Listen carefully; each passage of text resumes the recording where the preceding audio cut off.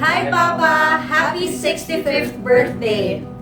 So, today meron kaming problem. Kasi ano nga bang bibigay mo sa taong may lahat na? You're a billionaire. Sikat na comedian. Legendary TV host. You can buy anything you want. Feeling nga namin, baka pati Philippines sa'yo na. So, kanina nag-iisip kami. Should we give you a watch? You already have a lot. Kotse, hindi mo na kailangan. Land, air, and sea already covered. Bahay, meron ka ng penthouses, building, resort.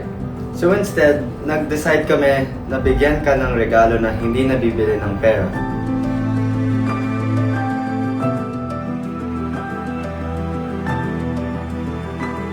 Kami! Surprise!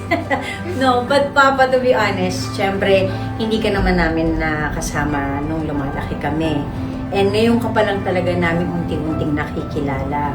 Hindi lang yung papa sa TV at hindi lang yung komedyanteng minamahal ng buong bansa.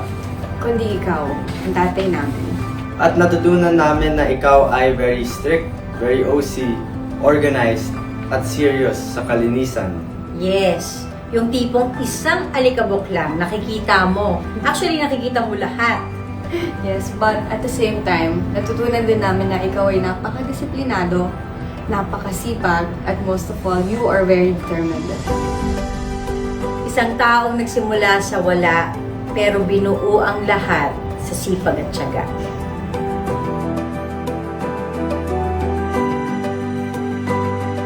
Kaya, yes, ikaw ang hero namin. Not because you're rich and not because you're famous. Kundi dahil sa lakas ng loob mo, sa sipag mo, at sa pamilya na binuo mo. Yon, medyo late na tayo doon. Pero of course, ngayon, sobrang thankful kami dahil meron na kaming chance. The chance to laugh with you, to talk with you, to learn from you, Dad, and to finally build the relationship we always hoped for. Papa, sobrang importante nito sa amin, more than you'll ever know.